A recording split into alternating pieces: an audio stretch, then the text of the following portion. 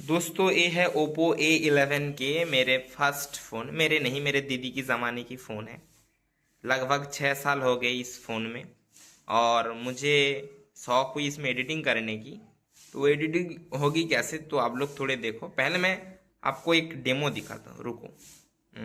चलो मैं आपको यूट्यूब ऑन करके दिखाती हूँ।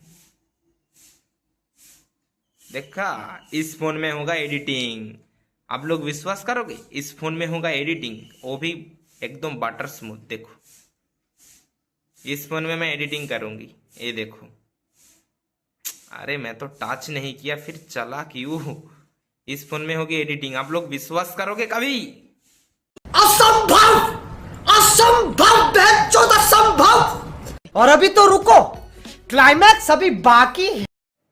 हेलो दोस्तों, उम्मीद है सब लोग बहुत ही बढ़िया हो।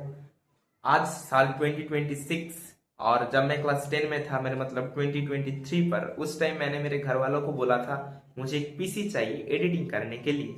लेकिन उस टाइम मेरे पापा ने मुझे प्यार से बोला था, निकल लौड़े, पहली फुर्सत में निकल, कोई जरूरत नहीं तेरी।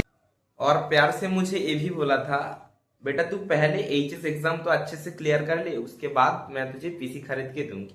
और फाइनली 2026 आ चुके हैं, और मैं वेस्ट बंगाल बोर्ड से हूँ ऑब्वियसली। तो मेरे जो क्लास 12 की एग्जाम वो भी खत्म हो चुकी है, और फाइनली मैंने मेरा पीसी परचेस कर लिया। लेकिन पीसी मैंने परचेस किया था एचएस एग्जाम की पहले, लेकिन असेंबल किया एचएस के बाद। क्योंकि आप लोगों को मालूम है पीसी की हर एक कंपोनेंट जैसे रैम और एसएसडी के प्राइस बहुत ज्यादा ग्रोथ हो रही है। मतलब जहां पर पहले प्राइस सिर्फ 4,000 थी, अभी लगभग 24,000 के आसपास चला गया। तो इसलिए और प्राइस ना इंक्रीज हो जाए, इसलिए मैंने सारे कंपोनेंट एक एक करके खरीद लिया था, और रिसेंटली मैंने इसे बिल्ड किया। तो दोस्तों, मेरे इस पीसी सेटअप पे कौन कौन सी कंपोनेंट है और कितने खर्च आया है मेरे पूरा इस पीसी बिल्ड करने के लिए, इस सारे चीज आपको मैं धीरे धीरे बोलूंगी। और तो सबसे पहले हम शुरू करते हैं, मैं यहाँ पर कौन कौन सी कंपोनेंट यूज किया। ओके, तो सबसे पहले मैं यहाँ पर बात करता हूँ मैं यहाँ पर कौन सी प्रोसेसर यूज किया। तो मैंने यहाँ पर यूज किया राइजन की प्रोसेसर, राइजन 7 5700Z की एक प्रोसेसर। ऑब्वियसली मैं जिसका ब्रांड एम्बेसडर नहीं हूँ, तो आप लोग सोचोगे मैं बोला क्यों। मैं इसलिए बोला, वो बड़ा आदमी है ना ट्रिगार्डिनसन, उसको कॉपी करने के लिए। क्योंकि उन्होंने उसकी सेटअप टूर में एक बार कहा था वो इंटेल का ब्रांड एम्बेसडर है, तो इसलिए मैंने थोड़ा कॉपी और इंटरेस्ट करने के लिए मैंने बोला मैं राइजन, मेरा मतलब एएमडी का ब्रांड एम्बेसडर नहीं हूँ। उसके बाद आती है हमारा मदरबोर्ड।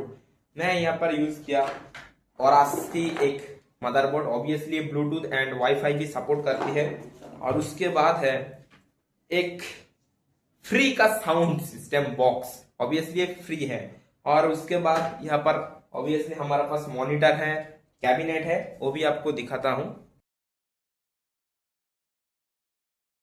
तो दोस्तों, मैंने यहाँ पर यूज किया LG अल्ट्रा गियर 24GH65F की एक मॉनिटर, और जिसका क्वालिटी एंड बिल्ड क्वालिटी मतलब पिक्चर क्वालिटी बहुत ही बढ़िया है। और ऑलरेडी वेस्ट बंगाल में गर्मी आ चुकी है, तो इसलिए मैंने यहाँ पर एक विदिया की फैन रखा है।